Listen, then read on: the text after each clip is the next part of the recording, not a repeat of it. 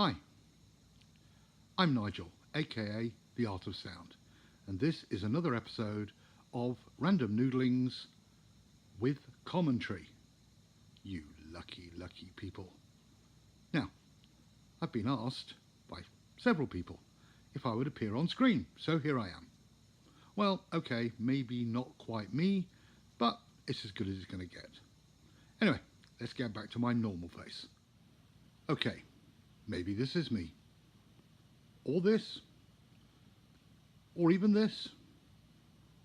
I don't know. Does it matter? This is how I really prefer to be thought of.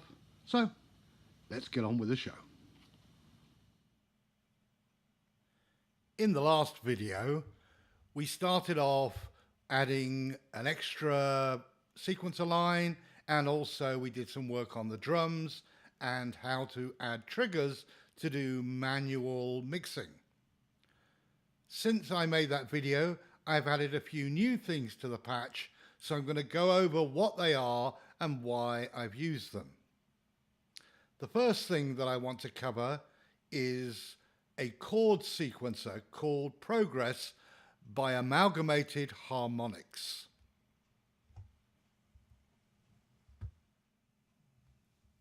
This is Progress.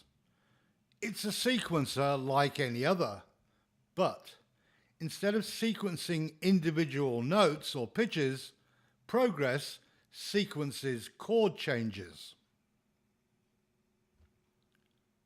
I'm going to be covering more about Progress in a separate video, as it's a great little plugin and has lots of different uses.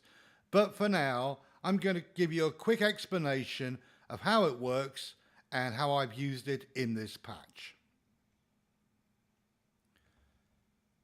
Progress has 8 steps in its sequence. They are shown by the rows here. Each row represents one step or one change or possible change in a chord sequence.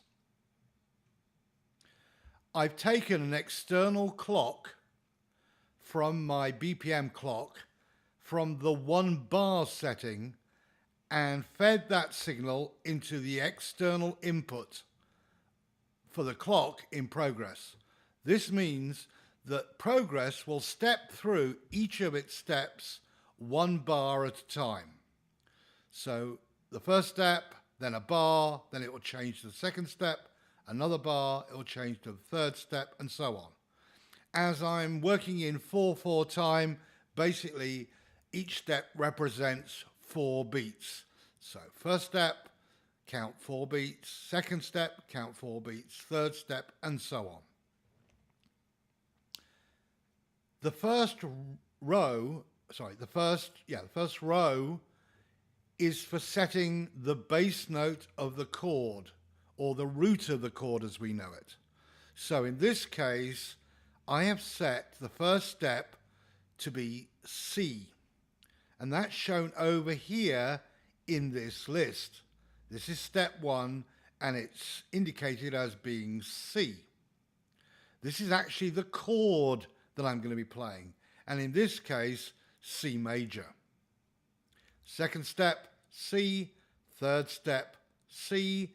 Fourth step, C. Fifth step, A flat. Sixth step, A flat. Seventh step, G flat. Last step, G flat. So really this is sort of like a 1-4-5 structure using these chords. Going to play the chord of C for the first 4 bars, 2 bars of A flat, 2 bars of G flat.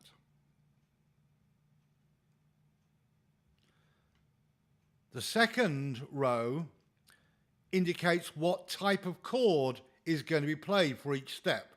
Now, if you leave it in the default position, it's a major chord. However, if you rotate this note and look over here, you'll see it can produce lots of different types of chords.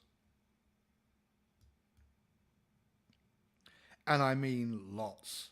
Minors, majors, 6, added 9ths, added 11ths, added 13ths, suspensions, every type of chord that you can basically think of, this thing can generate. And then the third row is the inversion of the chord. What that means is, say for example, a chord of C major, which is C, E, and G. In the root or zero inversion, the bass note will be C.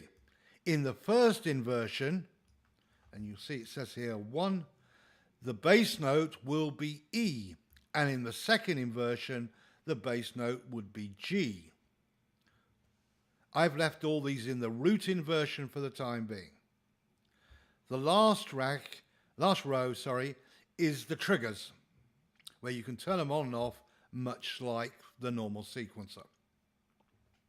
Now, when it plays a step, the first step, and in this case C major, it outputs the bass note from P1.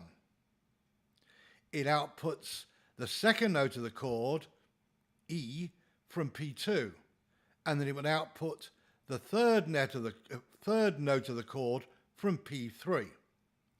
Because C major only has 3 notes in the chord, it would then repeat this for P4, P5, and P6. However, if you're using a chord that contains more than 3 notes, like for example a 7th chord, the 4th note, which would be a B flat in C major, would be output from P4. So how do you use this to make chords? Well, simply you send each output to its own synth voice. So P1 would go to one voice, P2 would go to another, P3 would go to a third, and so on. So you could actually end up using 6 voices to generate all the chords with all the complexity you need. However, I'm not using it exactly the way it was intended. What I'm doing is using the root note being generated by P1 going into a mult. And remember from the last lesson, a mult is a device that takes one signal in and outputs it to multiple devices. So I'm taking a signal from P1 and then I'm outputting it to each of the stack plugins that I have. And I'm outputting it from the mult into the CV input. Now, the CV input in stacks is a very useful function. What it does is it transposes the pitch of the sequence to the same note, or in this case, the bass of the chord that's coming from progress. So, C, C, C, C, this will not transpose because it's already in C. But when it sees an A flat, it will transpose the sound of this oscillator coming from the sequence up a fifth, or in this case, down a minor third. The same applies when it gets to the next step, G, flat. It will transpose this again. So let me show you and let you hear what it sounds like as it's transposing.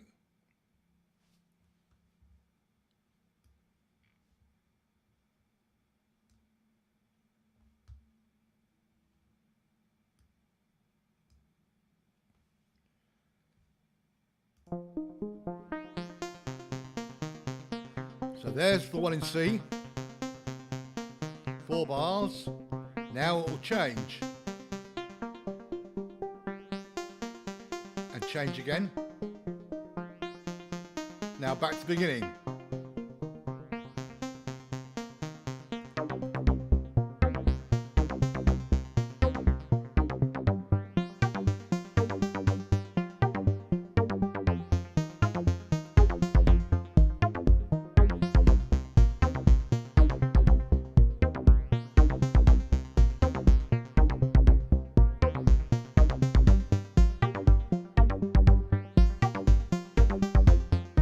In the rest of the percussion. And of course, percussion, because they're not pitched instruments, we're not going to change the pitch of those.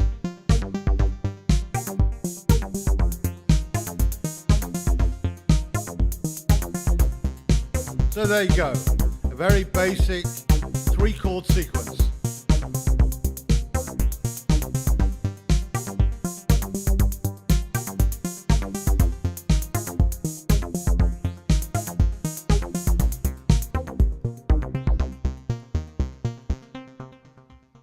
And that's how I've used Progress. Well, part of how I use Progress. Let's see how I use the second part of Progress. However, before I show you that, let me show you a few other things I've done to the patch. The eagle-eyed amongst you will notice that I've added a few more triggers, and I've changed the way some of the triggers work. So what I've done is I've assigned a trigger to each mute point on the mixer. For example, if I just want to listen to the bass part, or the bass drum part, then I press this trigger, and there is the bass drum part. And I've taken a patch chord from here, and it goes up to the bass drum track in the submixer here. If I want to add the snare, I press this one. And on this one, I'm controlling both the open and the closed hi-hats. So there are 2 patch chords going to the mute buttons here and here.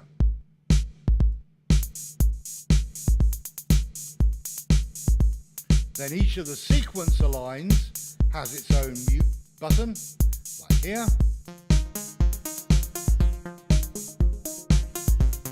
And here's the underlying sine wave for that sequence.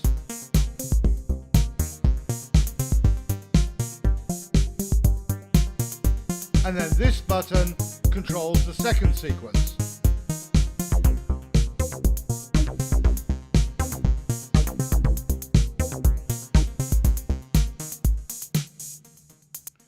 The reason I've set it up like this is really a temporary thing at the moment.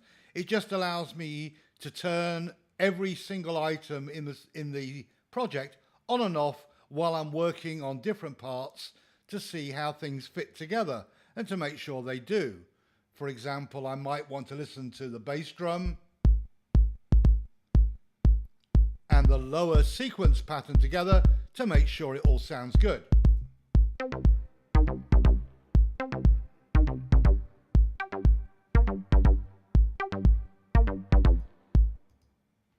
So that's why I've set these buttons up.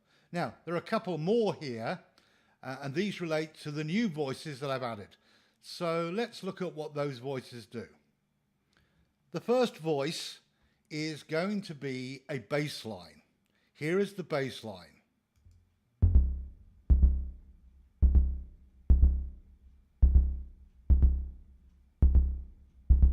And I'll play along with the bass drum.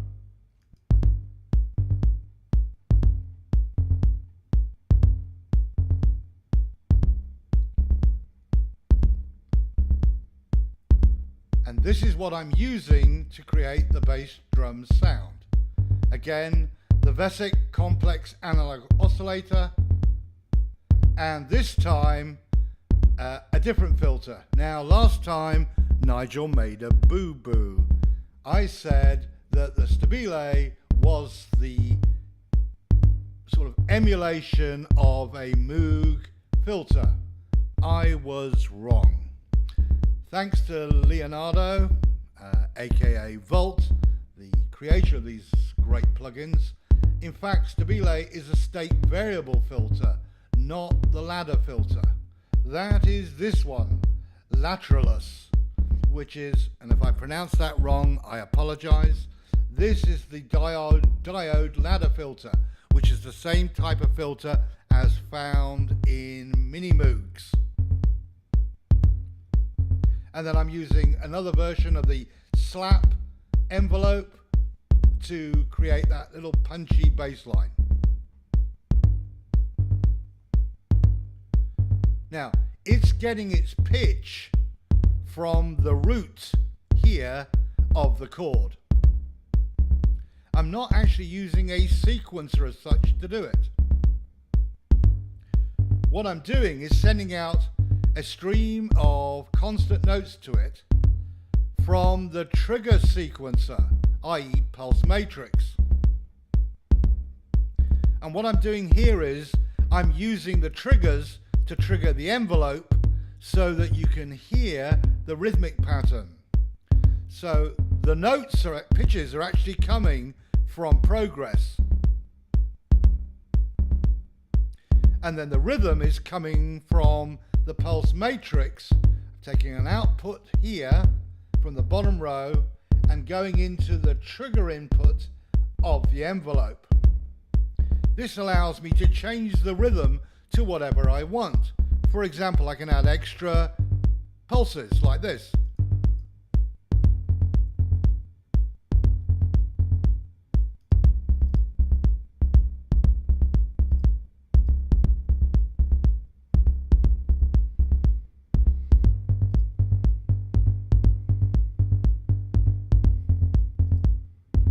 And take them out.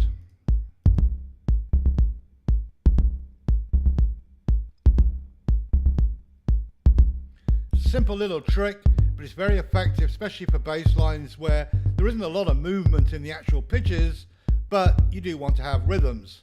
And again, I've used some of these triggers to match up what the bass drum does. Like, for example, there's one on the 16th and the 1st, and I've copied that to the bass part. So that bass sounds in time with that part of the bass drum part. Here's the bass drum part, here's the bass part.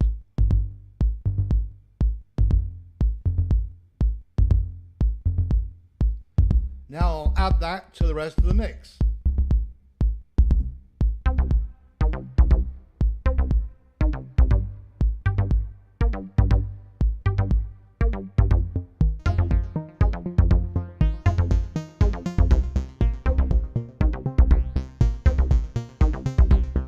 Rest of the drums.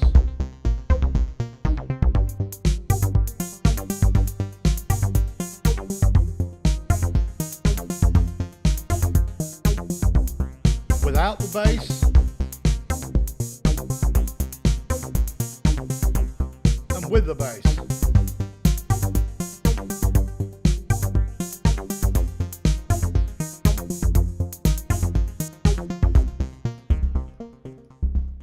And I've put it fairly back in the mix. I don't want to be too prominent, but it definitely gives a sort of underpinning to the chord changes of the sequence.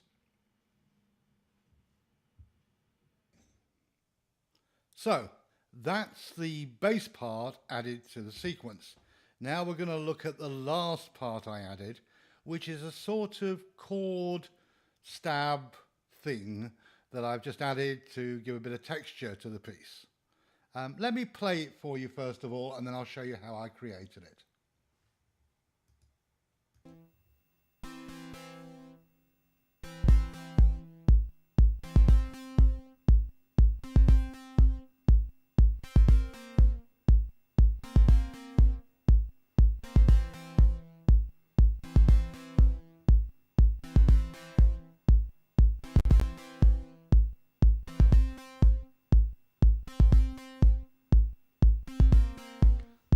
Fairly simple, nothing dramatic, just something that I've used to give a bit of extra tonal quality and a bit of melody to the backing. So how did I make this? Well, I used a couple of tricks, but first of all, what did I use as voices? Well, 2 copies of braids running in pluck mode. Pluck mode is sort of like the pluck of a string. And when you use braids in pluck mode, instead of using an envelope to create the shape of a sound, you must feed braids with a trigger to its trigger input. That allows the sound to be triggered or plucked. Think of it like using a finger and plucking a string. And I generated the plucks again using the pulse matrix. So this track here is the triggers for those little pluck chords. And again, I can change the rhythm by adding or taking away extra triggers like this.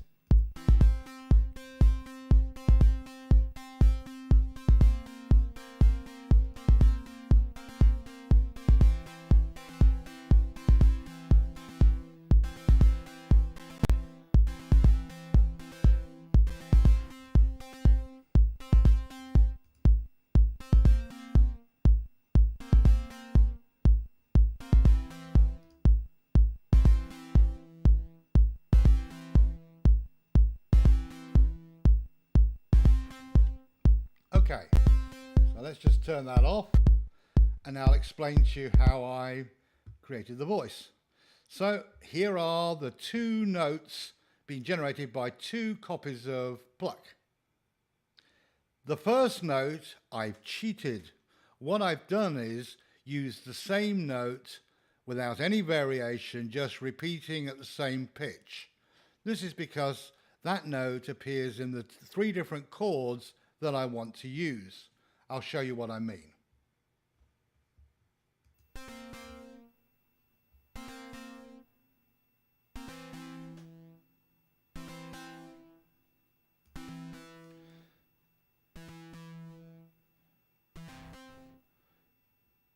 So this is the first pluck, and that one's following the notes coming from the second output from progress. So it's playing the second note in the chord as is found in the list here.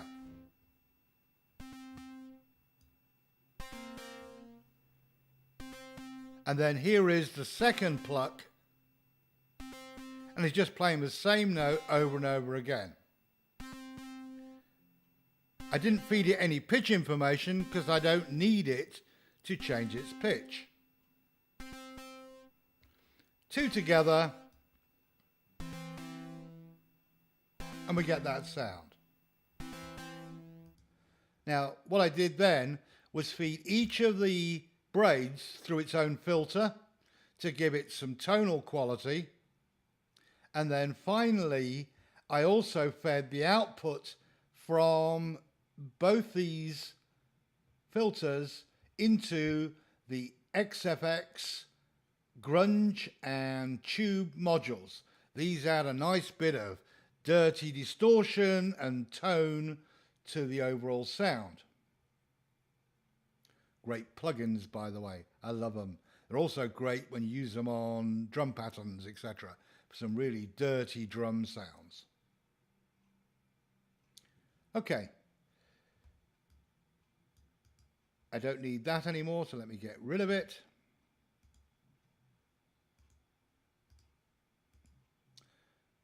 And then I took the outputs from the last tube and fed them to the two inputs on my sub mixer, and again took two mutes for that part and gave it its own button, so I can turn them on and off at will.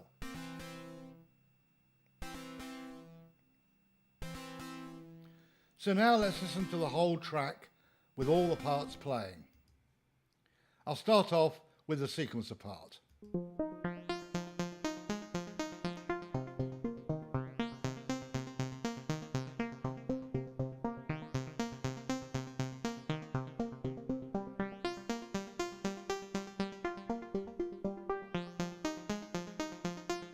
Now add in the bass drum.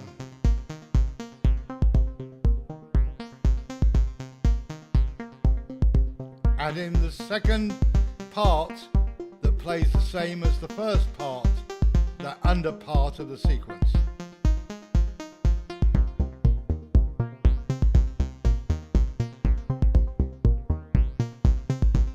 Now we'll add in the snare.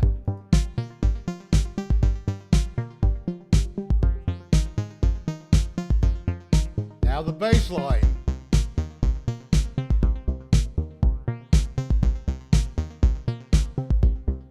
Here.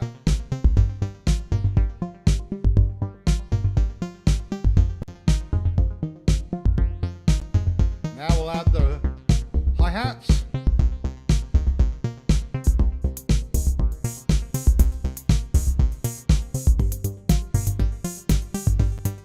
Then the second sequence.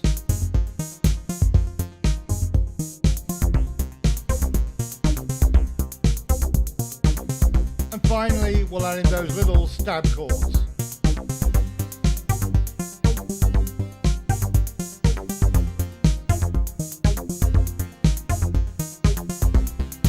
And that is the final sequence, the final part of this making a patch from scratch.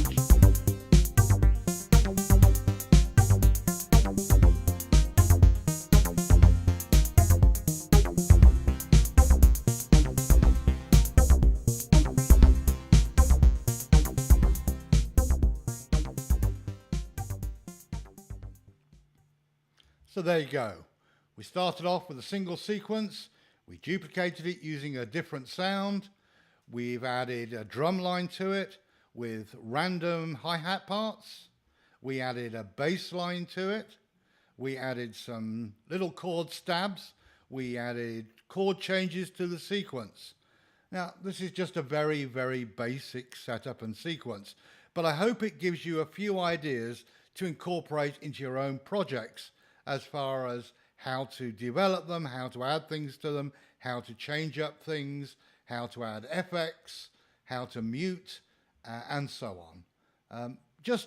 I hope you get something out of these lessons.